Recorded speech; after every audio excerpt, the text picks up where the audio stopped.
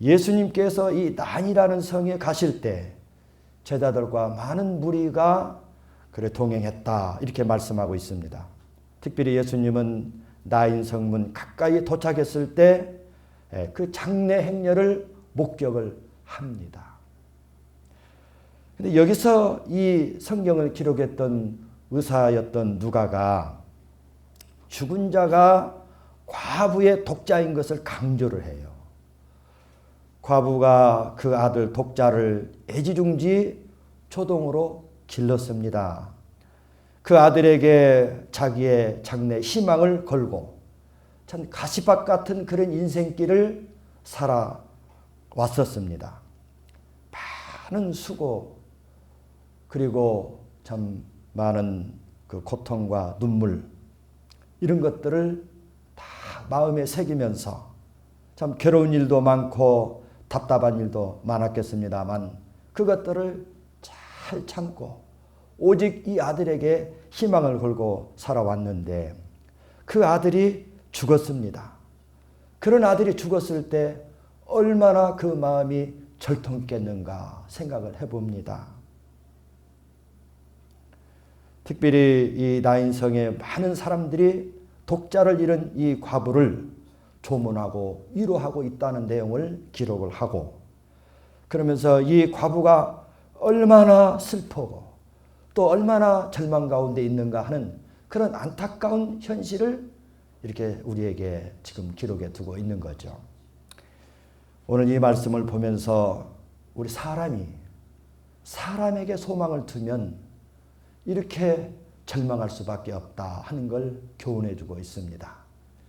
여러분, 이 장례 행렬이 사실 우리 믿음의 사람들에게는 환송의 현장이 돼야 됩니다. 그런데 여기 이 과부 같은 경우는 슬프고 참 절통한 그런 통곡의 현장이 되고 있다고 하는 걸 보면서 여러분, 저와 여러분들이 이 세상을 떠날 때는 가족들하고 슬픔과 고통의 그런 자리가 아니라 내가 먼저 가겠다. 너희들 예수님 잘 믿고 봉사하고 충성하다가 다시 예수님 앞에서 만나자. 이렇게 말하면서 헤어질 수 있는 소망스러운 환송의 현장이 되어야 될 줄로 믿습니다. 이런 현장이 되어야 가는 사람도 마음이 흐뭇하고 편안하고 또 보내는 사람의 마음도 기대가 있고 희망이 있고 그래서 신앙생활을 더욱 잘할 수 있을 줄로 믿습니다. 여러분 모두가 다 환성의 장소가 될 수 있기를 주님의 이름으로 부탁합니다. 그 다음에 13절에 보니까 이렇게 말씀합니다. 주께서 과부를 보시고 불쌍히 여기사 울지 말라 하시고 이렇게 기록해 두었습니다. 누가는 예수님께서 과부를 보셨다. 눈여겨보셨다. 관심을 두고 보셨다. 이런 뜻이죠. 특별히 불쌍히 여기셨다. 이렇게 말하고 있는데 예수님에게 도움이 필요한 사람을 예수님이 보시는 모습을 그렇게 지금 표현하신 거예요. 과부에게 특별히 예수님께서 울지 말라. 그렇게 말씀하십니다. 이게 과부를 위해서 울지 말라 하신 이 말씀 속에는 내가 너를 위해서 큰 일을 행하겠다. 이런 무언의 약속도 거기 포함되어 있는 줄로 믿습니다. 특별히 예수님께서 여기서 과부를 불쌍히 여기셨다. 이 말을 우리가 마음에 두면서 우리 예수님께서 여러분도 불쌍히 여기시는 그런 불쌍히 여기시는 그런 대상이 될 수 있기를 바랍니다. 여러분 이 땅에 살면서 질병 때문에 얼마나 고생합니까? 우리 교인 몇 안 돼도 그 속에는 허리가 아픈 사람이 있고 또 관절 때문에 고통하는 사람도 있고 또 뇌졸중 때문에 고생하는 사람도 있고 또 심근경색 때문에 수술한 사람도 있고 이러저러한 질병 때문에 고생하는 걸 보면 참 목회자의 마음에 참 아픔이 있어요. 내게 능력이 있다면 내가 단박에 고쳐줄 터인데 아쉽게도 내게 하나님이 그런 능력을 주시지 않아서 퍽이나 아쉬운 마음밖에 없어요. 그러나 능력의 주님 앞에 내가 그걸 놓고 기도합니다. 하나님, 나는 할 수 없어도 하나님 하실 줄로 믿습니다. 하나님 불쌍히 여겨주시고 만져 주시옵소서. 불쌍히 여겨주시고 말씀으로 명하여 주시옵소서. 내가 그렇게 기도합니다. 하나님께서 불쌍히 여겨주셔서 여러분 모두가 다 건강에 축복받기를 주의 이름으로 축원합니다. 오늘 14절 15절에 또 이렇게 말씀합니다. 가까이 가서 그 관에 손을 대시니 맨 자들이 서는지라. 예수께서 이르시되 청년아 내가 네게 말하노니 일어나라 하시매 죽었던 자가 일어나 앉고 말도 하거늘 예수께서 그를 어머니에게 주시니. 그렇게 말하고 있습니다. 그 민수기 19장 13절에 보면은 사람이 죽은 자를 만지면 부정하다. 그렇게 기록해 두고 있습니다. 그러니까 예수님께서 시신이든 관을 만졌을 때 역시 부정한 겁니다.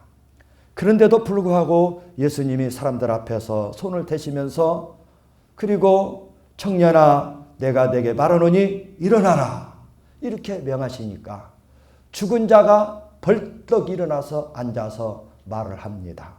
참 놀라운 일이에요. 어떻게 죽은 자가 예수님 말씀 한마디에 살아나서 앉아서 말할 수가 있을까? 이 내용을 곰곰 다시 음미해보고 음미해봐도 이건 우리 인간 세상에서 있을 수 없는 일이 아니냐. 어떻게 이런 일들이 있을까? 다른 일도 아니고 지금 슬픔을 당한 현장입니다. 참 통곡하는 현장입니다. 지금 죽은 자가 지금 매장지로 가는 그런 현장이에요.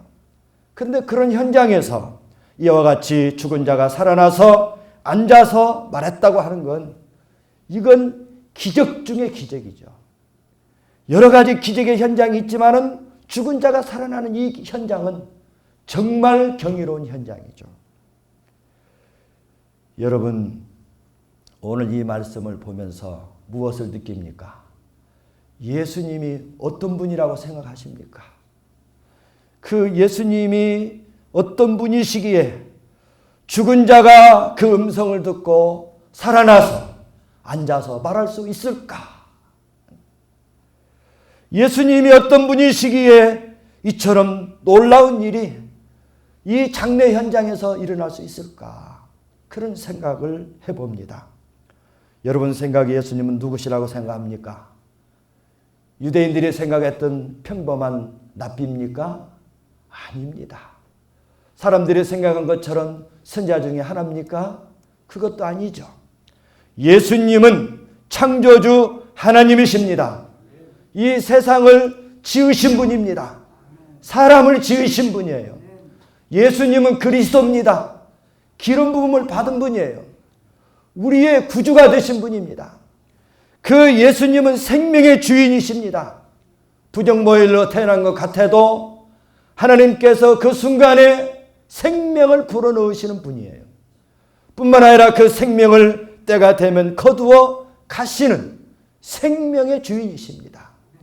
훗날에 산자와 죽은 자를 심판하러 오실 분이에요. 그리고 지옥 갈 자는 지옥으로 보내시고 천국 갈 자는 천국으로 보내시는 분이 바로 예수 그리스도십니다.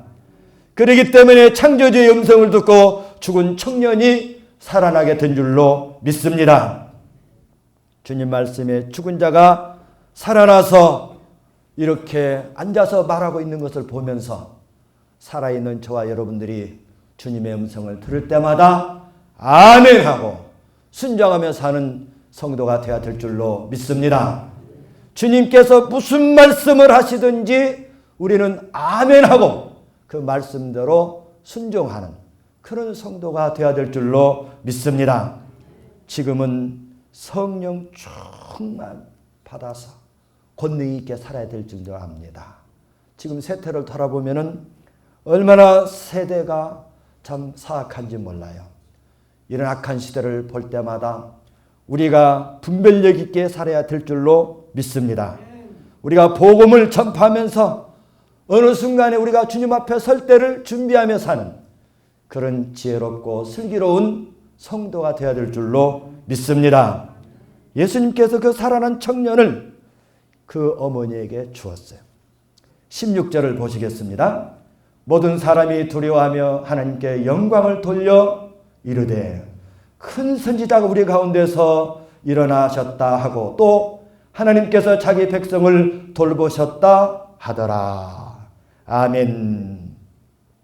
죽었던 청년이 살아난 광경을 목격한 사람들이 모두가 다 거룩한 두려움에 사로잡혀서 하나님께 영광을 돌리는 이런 모습을 봅니다. 지금까지는 그냥 평범한 분인 줄로 알았습니다. 보통 사람인 줄로 알았습니다.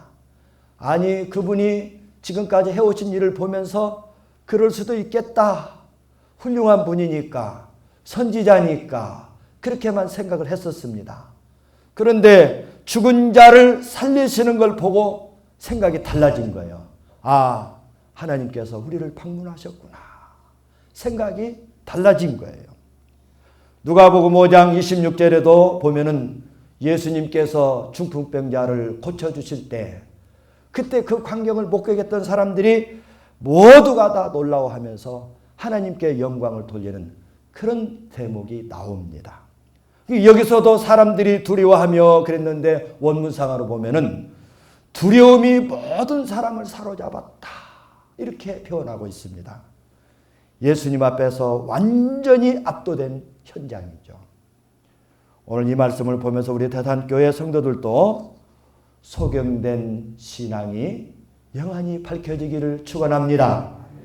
규모거리의 신앙이 주님의 세미하신 음성을 듣는 신령한 귀가 열려지기를 축원합니다. 안진뱅이의 신앙이 벌떡 일어나서 하나님을 찬미하며 복음의 역군들이 되기를 주의 이름으로 축원합니다. 잠자는 신앙이 깨어나서 늘 깨어있는 신앙생활이 되어지기를 축원합니다. 이제는 치료받은 자들이 죽었던 영혼들이 다시 살아서 영광의 세계를 바라보면서 하나님 앞에 영광을 돌리면서 사는 이런 기적이 일어나기를 주의 이름으로 축원합니다. 우리의 이 살아있는 모습을 보고 과연 하나님이 함께 하시는구나, 영광의 주님이 함께 하신다는 걸 두려운 마음을 가지고 하나님 앞에 영광을 돌려드리는 이런 역사가 일어나기를 주의 이름으로 축원합니다. 17절에 보면은 또 이렇게 말씀합니다. 예수께 대한 소문이 온 유대와 사방에 두루 퍼지니라. 예수께 대한 소문이 온 유대와 사방에 두루 퍼졌다.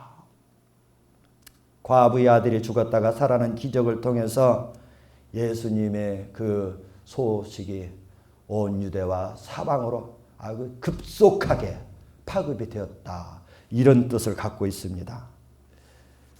갈릴리 남부 이 작은 성입니다. 그러니까 이 작은 나인성에서 이런 엄청난 기적의 사건은 놀라운 일이죠. 그러니까 그 소문이 사람의 입을 통해서 꼬리를 물고 삽시간에 유대 온 사방에 퍼지게 되는 거예요. 난 이걸 보면서 꿈을 가져봅니다. 주님, 우리 대산교회에서 정말 구원받는 기적을 통해서 예수님의 소문이, 하나님 아들의 소문이 온 땅에 퍼지기를 원합니다. 기대를 가져보고 그렇게 기도해 봅니다. 우리 대산교회를 통해서 정말 예수님의 그 소식이 퍼져나가서 많은 사람들이 그 예수님을 알게 되고 믿게 되고 죄사함 받고 구원함에 이르게 되기를 진정으로 소원합니다. 특별히 예수님의 이 십자가의 복음이 우리 대산교회 성도들을 통해서 입으로 전파되고 또 기도로 힘을 얻고 또 선교하면서 우리가 생전 가보지 않았던 그런 지역에 복음이 전파되고 그래서 많은 영혼들이 정말 예수님을 만나고 구원받는 이런 역사가 있기를 축원합니다. 참 선교사님들의 말을 들어보면 너무나 참 안타까운 얘기를 많이 듣습니다. 우리가 참 기도하고 참 적은 물질을 보내면서 성원하고 있는 여러 선교사님들을 봅니다마는 그 가운데에서 참 우리 이춘호 선교사님 얘기를 내가 들어봅니다. 그분 하는 말이 그래요. 복음이 전할 곳은 많은데 사람의 손길이 미치지 않는 곳이 너무 많다는 거예요.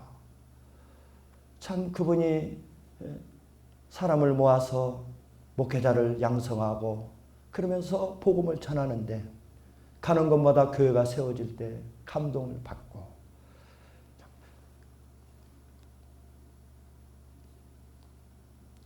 사람들이 그 말을 들으면서 예수님 만난 걸 그렇게 다행으로 여기고 감사하고 그러면서 꾸역꾸역 모여드는데 막 200명, 300명, 500명씩 모여든다는 거예요. 그걸 보면서 그 어려운 공산주의 지하에서도 복음을 전할 때 얼마나 위로가 되고 힘이 되는지 말로 표현이 안 된다고 그런 얘기를 합니다. 그러면서 아직도 이 복음이 미치지 않는 것이 너무 많다는 겁니다. 우리나라의 실정도 여러분들이 방송을 통해서 들어보지만은 아직도 이 복음이 미치지 않는 산골짜기가 있다는 거예요. 도서지방이 있다는 겁니다. 그런데 감사하게도 하나님이 CTS 같은 기독교 TV를 통해서 그곳에 복음이 전달된다고 하는 것, 이건 다행스러우면서도 하나님의 큰 축복인 줄로 믿습니다. 얼마나 감사해요. 우리가 못한 일을 이렇게 해주고 있다는 것이 감사한 일이고 하나님께 큰 영광이 될 줄로 믿습니다. 하나님이 이 말세지 말에 이 CTS 기독교 방송을 통해서 하나님이 한 영혼이라도 아니 그리스도 예수 안에서 택한 그 백성들을 구원하시려고 귀하게 사용하고 있는 줄로 믿습니다. 그런 의미에서 우리는 계속 기도해야 돼요. 성원을 보내야 됩니다. 18절 19절을 보겠습니다. 요한의 제자들이 이 모든 일을 그에게 알리니 요한이 그 제자 중 둘을 불러 주께 보내어 이르되 오실 그이가 당신이 오니까 우리가 다른 일을 기다리오리까 하라 하네. 세례 요한도 감옥에 있으면서 예수님의 그 사역을 들었습니다. 예수님이 나환 자를 치유하시는 일을 듣고 그렇지, 메시아가 맞구나. 예수님이 중풍병자를 보고 죄를 용서하시고 그리고 중풍병을 치유해 주셨는데 그런 얘기를 들으면서도 그렇지, 틀림없이 그리스도가 맞구나. 세리대의를 부르시고 그 집에 가셔서 음식을 드시고 교제하시는 걸 보면서 그렇구나, 틀림없이 예수가 메시아가 맞구나. 백부장의 종을 치유하면서도 그 얘기를 들었습니다. 그리고 오늘 이 나인성 과부의 아들을 살리신 이 얘기도 들었습니다. 틀림없이 예수님이 메시아라는 걸 인정할 수가 있어요. 그런데 한 가지, 딱 한 가지 혼란이 온 게 있습니다. 지금까지 예수님께서 당신이 심판주라고 하는 그런 내용을 밝히신 일이 없단 말입니다. 이 요한이 말이죠. 세례 요한이 예수님에 대해서 궁금한 점이 있는 거예요. 바로 그 점이에요. 그래서 두 제자를 불러서 보내시면서 오실 그이가 당신이 맞습니까? 이 말은 당신이 메시아가 틀림없습니까? 아니라면 우리가 또 다른 메시아를 기다려야 됩니까? 이렇게 지금 물어보는 겁니다. 그러니까 자기가 지금까지 예수님에 대해서 증거했습니다. 그분이 세상 죄를 지고 가는 하나님의 어린 양이라고, 메시아라고 분명히 밝혔습니다. 그런데 딱 한 가지, 이 심판에 대한 얘기가 없단 말이에요. 사실 그 누가복음 3장 9절에 보면은 이미 도끼가 나무 뿌리에 놓였으니 좋은 열매 맺지 아니하는 나무마다 찍혀 불에 던져지리라. 이렇게 세례 요한이 증거했거든요. 그것은 바로 메시아를 두고 한 말이었습니다.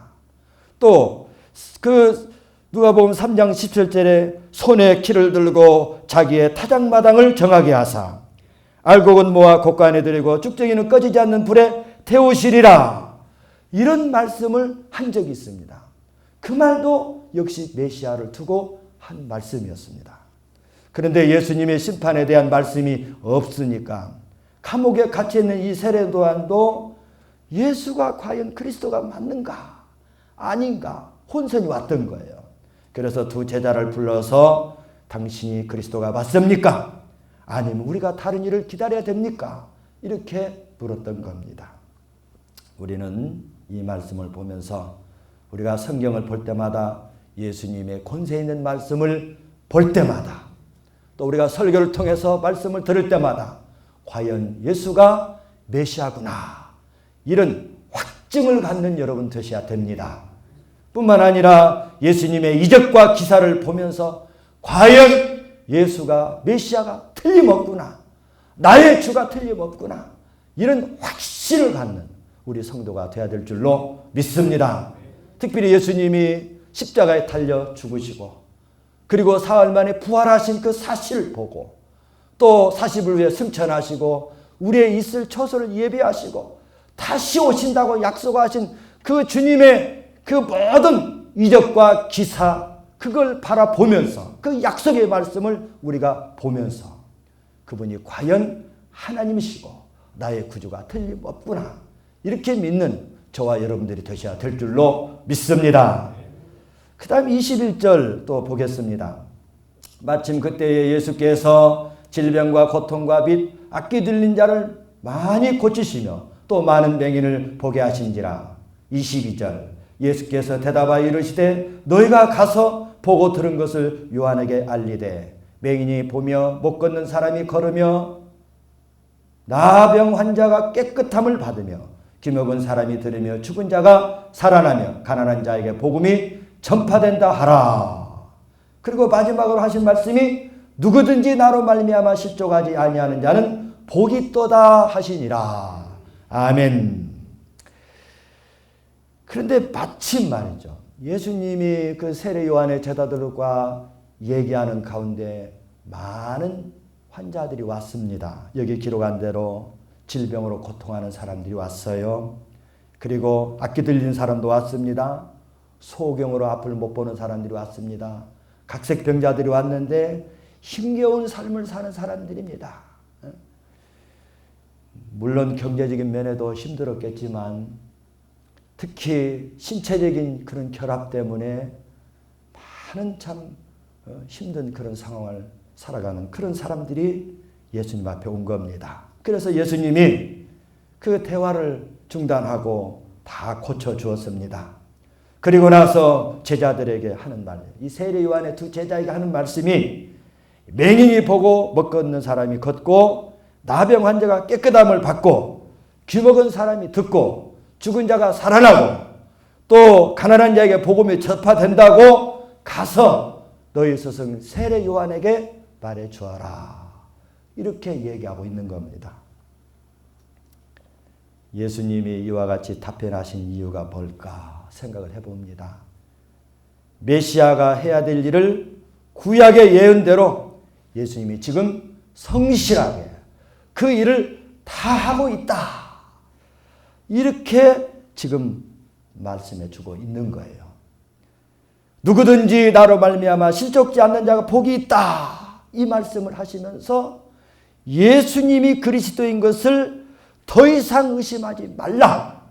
이런 뜻으로 하신 말씀이죠. 이걸 보면서 그렇구나.